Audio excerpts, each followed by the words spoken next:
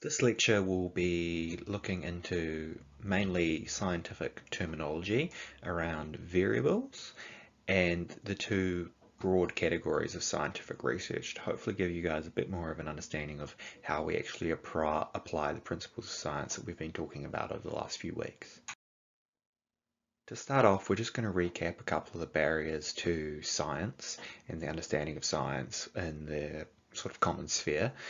One of the big ones is the understanding of terminology. If you aren't familiar with the words that are being used, it's basically gibberish, which can make it really hard to even find research in a new area to begin with if you aren't experienced in the area because you don't know what to look for. Most journal articles aren't just labeled nutrition. So if you just look up nutrition in Google Scholar, you're going to find very surface level stuff where it could be looking at the amino acid profile of a very specific vegetable or something. So that's a big barrier in of itself. Then we have that knowledge of the research process. If you don't know how research is done, it's going to make it very hard to understand the journal articles once you've found them. And in turn, also the research methodology, the statistics involved, both of those factors can very much confuse you. So over this week and next week, we're going to be looking a lot more into the research methods. Then in term 3, we'll look a lot into understanding statistics. But hopefully over the next couple of weeks, you can understand how the research methods are, what the different types are, and what those names essentially mean. Understanding research terminology is very important for understanding journal articles and then applying that information yourself. There's a few different ways you can learn that vocabulary. For one, you can just look up what the words mean on online dictionaries. The context that it's written in can often help to clarify what it is, and seeing different places that it's written throughout a piece of article, throughout a journal article, and then learning about the scientific methods and reading multiple studies. You should hopefully pick up a lot of these research terminologies, but there is the sheet on Moodle to make sure that you guys are ticking off the words and what they mean. You have definitions understood, so make sure that you are working through that because those will come up in our first online test. Variables are very important to understand for the scientific process. It basically underpins what we're looking at, how it affects another thing, which is another variable, stuff that we're trying to limit the impact of. So we have the dependent variable, the independent variable, and then there are also control variables. So we'll explore a little bit more on the next slide. The key thing to understand is that the variables are usually what we're looking at. So the two main variables you need to understand are the independent variable and the dependent variable.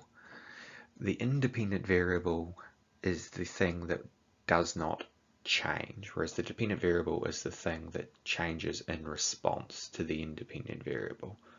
So the dependent variable is the one that we are measuring the impact of, whereas the independent variable are the ones that we're trying to essentially control and manipulate to see how they affect the dependent variable. So if we were going to do a series of tests around jump height and training types, the training types would be the independent variables and the jump heights would be the dependent variables because we're trying to assess over time how the training types, the independent variable, affects the dependent variable. So we measure the dependent variable, the independent variable is the one we manipulate.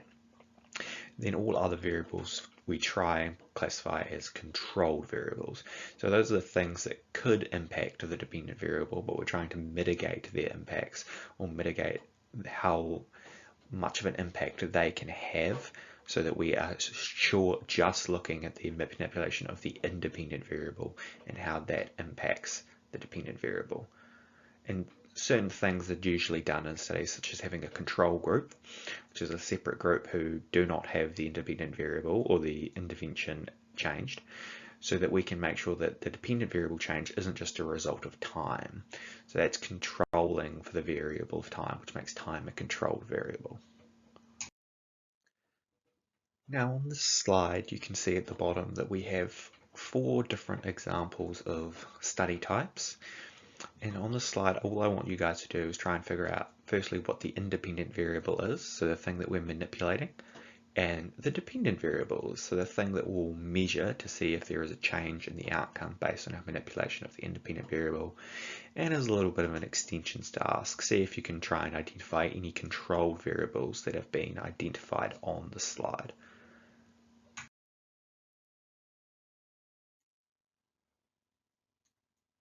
Qualitative and quantitative is what we're going to spend a lot of time looking into. So qualitative study designs are things that essentially measure outcomes that cannot be mathematically summarized effectively, whereas quantitative is the opposite.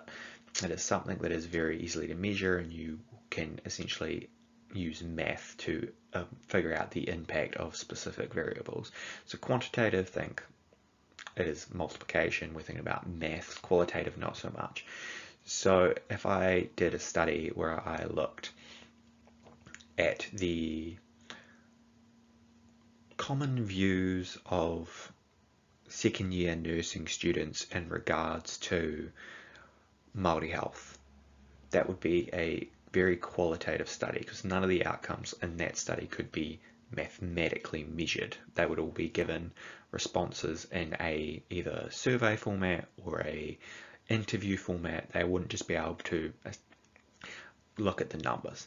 Whereas if I did a quantitative study, we're thinking more along the lines of looking at the impact of 150 grams of carbohydrate prior to a 400-meter sprint bout, where everything has a number attached to it. It's very easy to mathematically measure the impact.